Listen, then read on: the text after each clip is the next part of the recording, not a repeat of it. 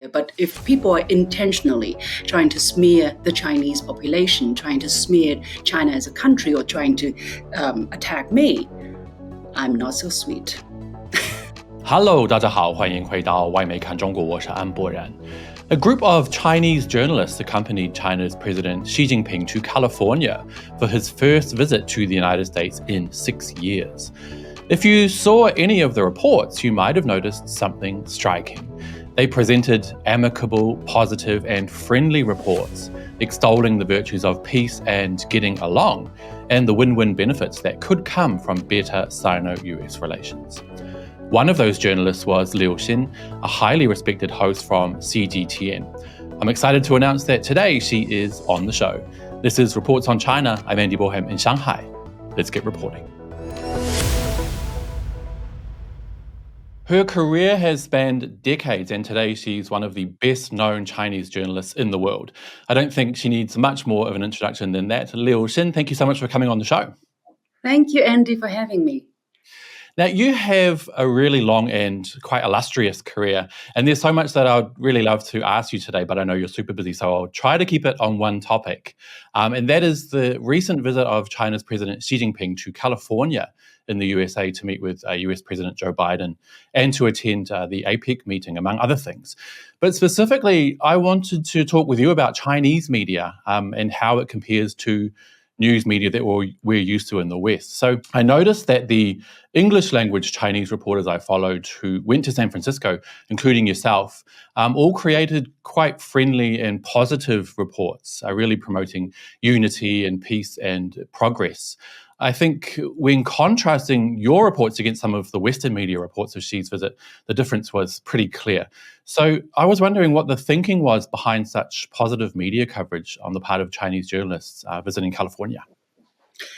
It's interesting that you say there seems to be kind of a shift of tone from more critical to more positive. I see it this way. I mean, we are covering stories as things are.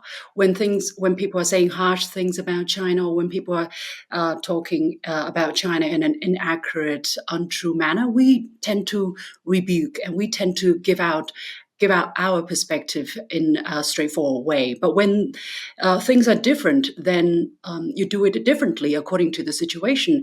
And we can all notice, at least from my perspective, that there was a will on both sides, especially apparently from the US administration side, that there was this goodwill to make this relationship work for as long as it can. Even the progress may be small, but let's try it. That's my message. So I think we were reporting the tone as it was. To begin with, when we were critical, or when we are critical about some of the things that's being said on the international media, we were not doing it because we want to be critical. We were doing it because we didn't agree with the opinion or the attitude or the tone or some of the misinformation that's included there. So there was never an intention to bash America for the sake of bashing America, but really to get our version, our perspective out there.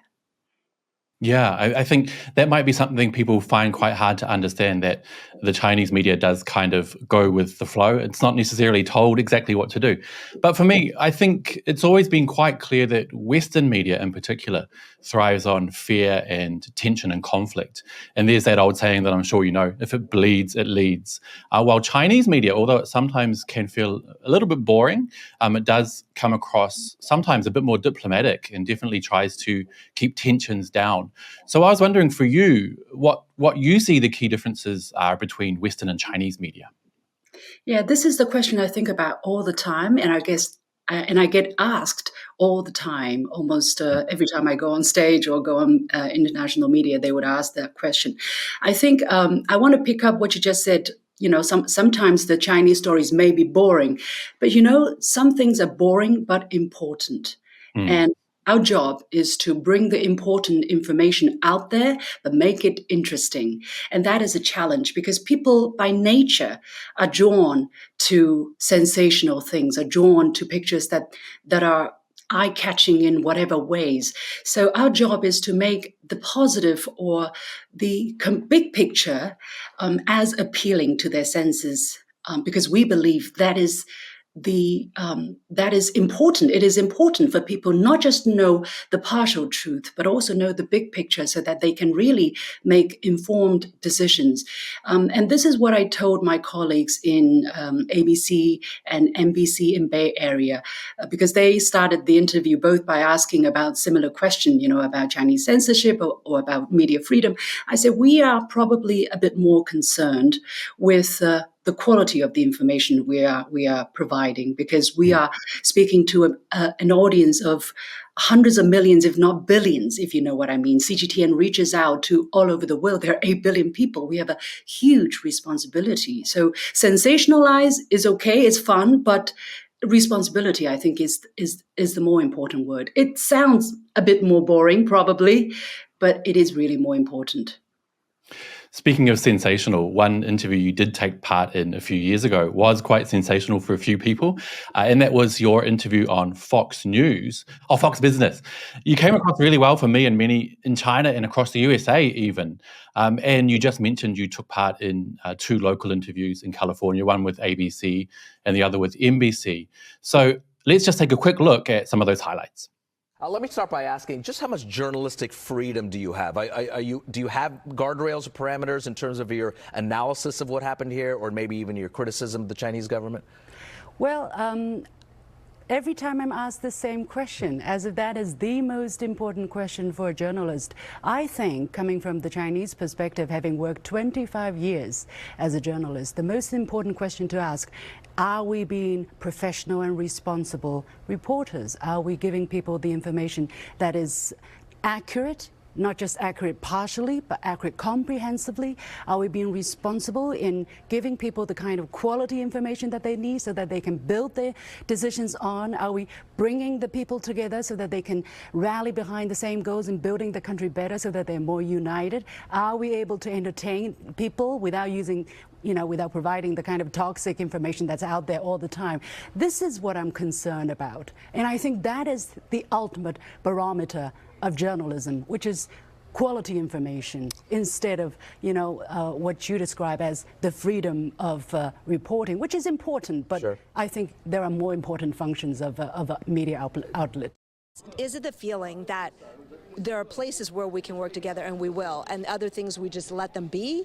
Or do those things still seem insurmountable and get in the way of any potential cooperation on economics or sustainability or environmental issues? Yeah, well, it's just like two people dealing with each other. If we try to get along, and if we believe that our relationship is very important, not just for the two of us, but for people around us, what do we do? Are we going to keep, getting tangled, getting wrapped up by the issues that we can't change for the moment? Different values, probably different systems, different personality. But if there are things we can work on, why don't we work on that?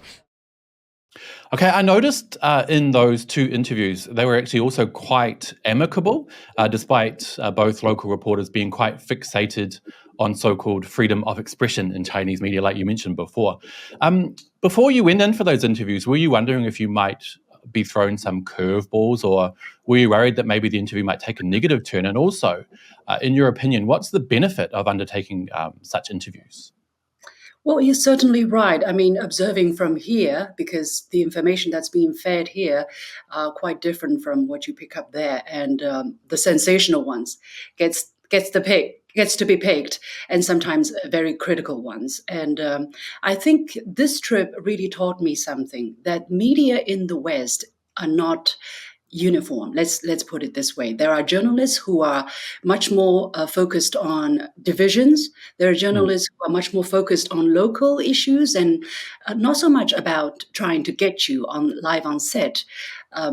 I'm sure this time I got a treat because we were in California. We were in this very amicable window of time where, both administrations are very keen on making this relationship work.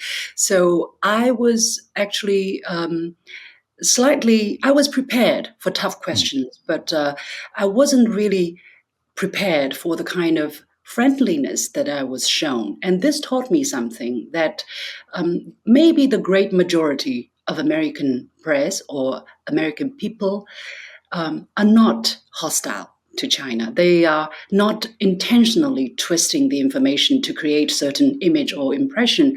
I'm not saying everyone, but I feel that the people I encountered this time. So I think it is a good thing. It gives me a renewed sense of hope and confidence that we can communicate, that our job is not in vain. And also, I was very touched because I was preparing for the NBC interview, and the journalist came to me and shook hand with me before I went live during the commercial break, and he greeted me. We looked at each other in the eye. He greeted me and he told me what he was going to start with, which was quite a sharp question, and he gave me the time to prepare myself. That's what I was not expecting.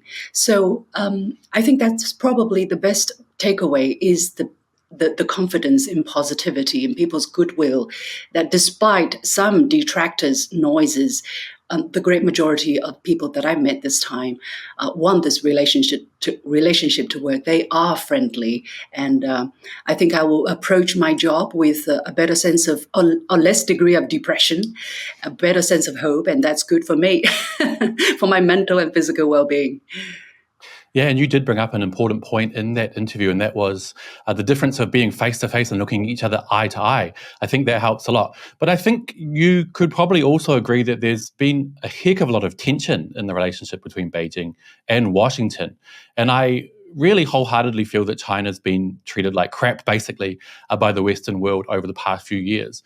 So do you think there's reason for the Chinese media to perhaps not be as nice? And were you tempted at any time to maybe give them a little bit of heat yourself? I am spiky. Let's put it this way. When I have to be, and honestly, I thought I may have offended some people with my spikiness, but I believe that we needed to be straightforward. We needed to be honest, but with respect, of course, and with human temperature. That's how I try to do it. I think in the end, I got my message across in a respectful, in a humane manner, and people appreciated that. This is, again, something I'm going to keep in my heart very dearly, because I believe that is the right way to go.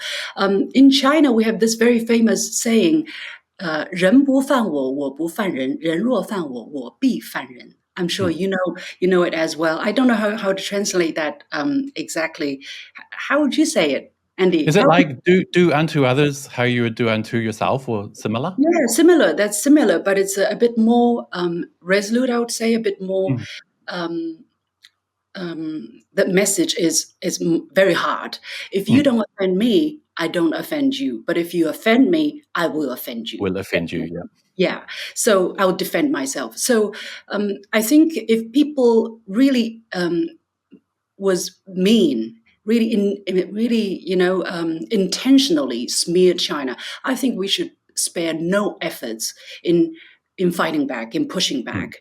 But if it was an honest mistake that came out of limitation in people's perspectives or knowledge or understanding or whatsoever, I think we need to make allowance for that, because after all, we are human beings, and I might make mistakes too. I have my limitations. I can't know it all. I can't say it all correctly. I make mistakes. So let's make that space clear. But if people are intentionally trying to smear the Chinese population, trying to smear China as a country, or trying to attack me, I'm not so sweet. Let's put it this way. I was wondering what you might say to the naysayers who perhaps might argue that Chinese media presenting positive and friendly reports during Xi's first visit to the USA in 6 years is perhaps just kind of a sneaky charm offensive, just another way, I don't know, to fool the USA and to reel them in.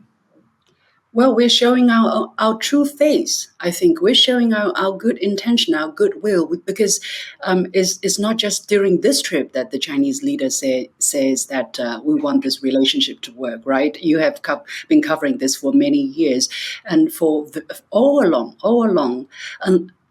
again, it's the 16 words again. Criticism, or unjust criticism, we're going to push back. But the goodwill, the fundamental intention is that we want this relationship to work. And now that there's an opportunity, let's do it. Let's try to make things work as long as we can. Even the progress can be small, even the steps are small. But if they are in the right direction, let's do that. Because when I was in the United States, I was talking to people. I try to talk as much as possible with people from all walks of life. Their expectations are there, that they hope this relationship works. People told me a uniform answer, those who were willing to talk to me. They said, it's good that people sit down and talk face to face. They told me that. And I've had many foreign friends in Beijing telling me, either on my show or privately, Xin, we don't want to be forced to pick side. We don't want to be squeezed, because when the elephants fight, the grass suffers. And so, let's live up to their expectations. And I think, at least from the Chinese side, that will is very clear and obvious. From the United States side, there are detractors, there are naysayers, which is probably something that is unavoidable given their system. But I think people still need to hold on to what they believe is right and overcome the difficulties and shun and shut out the noises. Do the right thing. Awesome. Now, you also visited the University of Southern California in Los Angeles and talked to some communications students in a private session.